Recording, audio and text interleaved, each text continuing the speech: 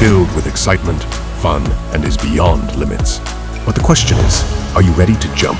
If it is a yes, then you have jumped into the world of ultimate entertainment. Welcome to YOLO 247, a place of fun, indulgence, and endless surprises.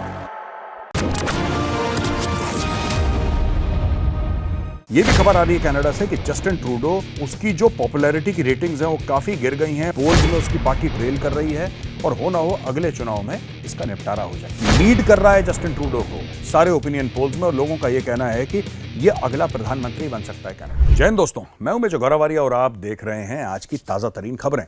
अच्छा, doctor S Jaishankar, Bharat के external affairs minister ने फिर से Canada को एक चेतावनी सी दे दी है। सी दे दी मतलब का क्या मतलब है मैं आपको बता देता हूं। चेतावनी नहीं है, लेकिन फिर भी कनाडा को यह बोल दिया कि देखिए हम तो इन्वेस्टिगेशन के लिए तैयार हैं, हम छानबीन के लिए तैयार हैं। आप ये कह रहे हैं कि भारत ने निज्जर को मरवाया, वो खालिस्तानी टेररिस्ट निज्जर को भारत ने मरवाया, यही बोला कनाडा ने।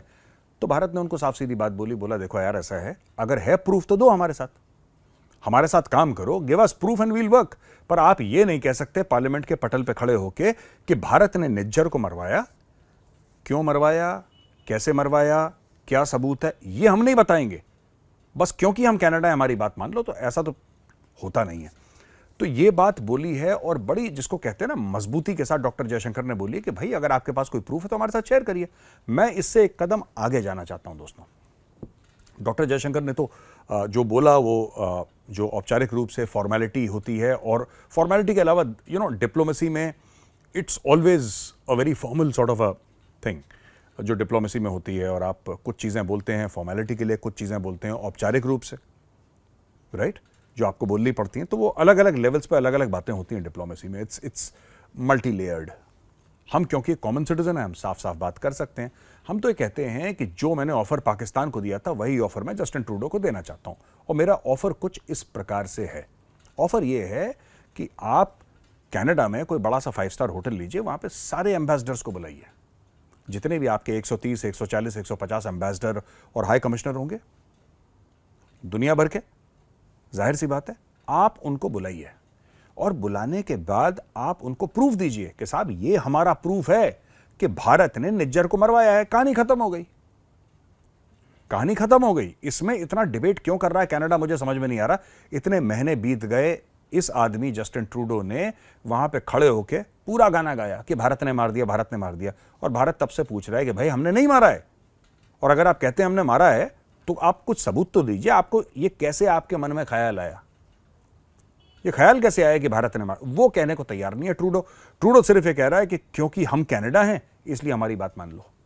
तो ऐसा तो देखो होता नहीं है दोस्तों। दूसरी चीज ये है कि ये भी खबर आ रही है कनाडा से कि जस्टिन ट्रूडो, उसकी जो पॉपुलैरिटी की रेटिंग्स हैं वो काफी गिर गई हैं। पोल्स में उसकी पार्टी ट्रेल कर रही है और हो ना हो अगले चुनाव में इसका निपटारा हो जाए। और पियर पोलिवरे ये कंजर्वेटिव पार्टी का हेड है, ये 10 से 15 पॉइंट लीड कर रहा है जस्टिन ट्रूडो को सारे ओपिनियन पोल्स में। और लोगों का ये कहना है कि ये अगला प्रधानमंत्री बन सकता है कनाडा का। ये कंजर्वेटिव है, सेंसिबल आदमी है। ये मंदिर में भी गया था, इसने ये भी बोला था कि कोई भी प्लेस ऑफ वर्शिप हो, मंदिर हो, मस्जिद हो, गुरुद्वारा हो, चर्च हो, आप किसी को अटैक नहीं कर सकते। और इसका पॉइंट ऑफ व्यू खालिस्तानियों को लेकर अलग है। मेरा सिर्फ ये कहना है कि यार कनाडा देखिए अच्छा देश है, हमारी कोई दुश्मनी तो है नहीं कनाडा के साथ। मैं कभी कनाडा गया नहीं आज तक अपनी लाइफ में, और पता नहीं जाऊंगा कि नहीं जाऊंगा। अगर कोई इन्विटेशन आता है तो हो सकता है may go, I may not go, I don't know, पर मैं कभी गया नहीं कनाडा। मैं सिर्फ ये कहना चाहता हूं कि क्यों अपने देश में गंद भरते हो यार? आपको दुनिया भर का गंद आपने कनाडा में ही भरना है। Get the best of citizens. आपको इमिग्रेंट्स चाहिए ना। There is so much of talent, there is so much of talent.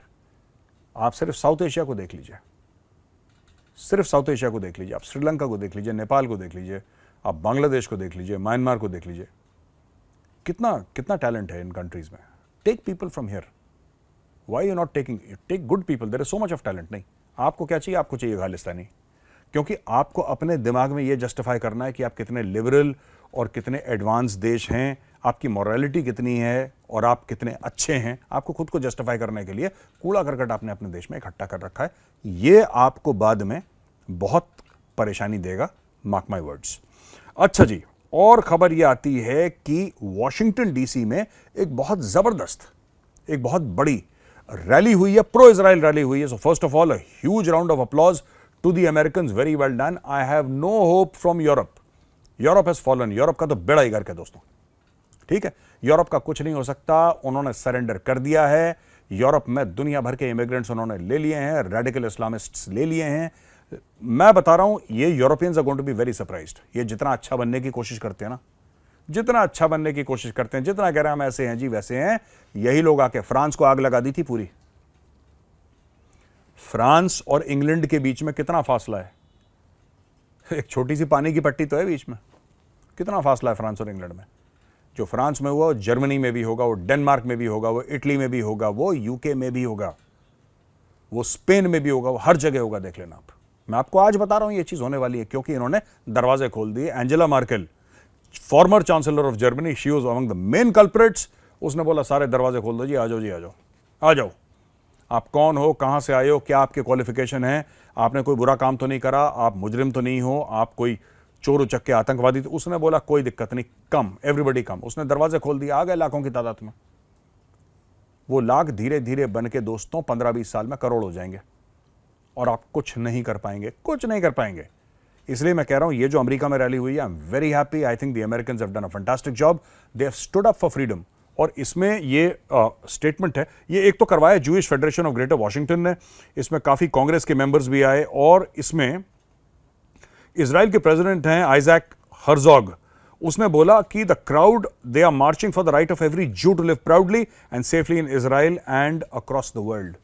तो ये बड़ी बात है, और मैं ये चाहता हूं कि यूरोप भी थोड़ा सा रीढ़ की हड्डी अपनी सीधी रखे, यूरोप थोड़ा सा स्पाइन दिखाए, और यूरोप भी ऐसे मार्चेस करे which are pro Jewish and pro Israel. Bharat में भी ये चीज शुरू हो रही है। भारत में तो ये है कि there is a lot of support for Israel, बहुत ज्यादा सपोर्ट है इजराइल के लिए, यहूदियों के लिए बहुत ज्यादा सपोर्ट है हमारे यहाँ। और मैं ये चाहता हूं कि यूरोप भी ऐसा करे, क्योंकि यार देखो सुनो, ये जो हमास के समर्थक है ना, मैं बता रहा हूं, जितने भी लेफ्ट लिबरल हैं, जो तुम लोग सोच रहे हो कि तुम बहुत बड़ा कोई तीर मार रहे हो, ठीक है, you are not acceptable to Hamas. Let me tell you, this is a marriage of convenience between Hamas and the left liberals, between terrorism, radical Islamists and left liberals.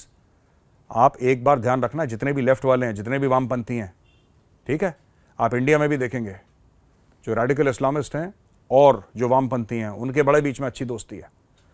लेकिन जो भी मुस्लिम देश है दुनिया में, जो भी मुस्लिम देश है जिसका कॉन्स्टिट्यूशन इस्लामिक है, राइट, उधर आपको लेफ्ट वाले नहीं मिलेंगे, या ना के बराबर मिलेंगे, बिल्कुल ना के, वहां पे है ही नहीं। The first thing that any radical Islamist regime will do is wipe out the left. ये जो अभी यूरोप में चल रहा है, this is a marriage of convenience. उसको ऐसा लग रहा है कि ठीक है, तुम भी इसके खिलाफ, हम भी इसके खिलाफ, अभी हाथ मिला देते हैं, बाद में जब इसको निपटा देंगे फिर सोचेंगे। तो इस चीज से थोड़ा सा परहेज रखिएगा, दिस इज वेरी डेंजरस। तो दोस्तों, यहां पे आज का वीडियो होता है खत्म। अगर आप वीडियो पसंद आए तो उस वीडियो को लाइक करिए। मैं कल फिर हाजिर हूंगा एक नए वीडियो के साथ, तब तक के लिए जय हिंद।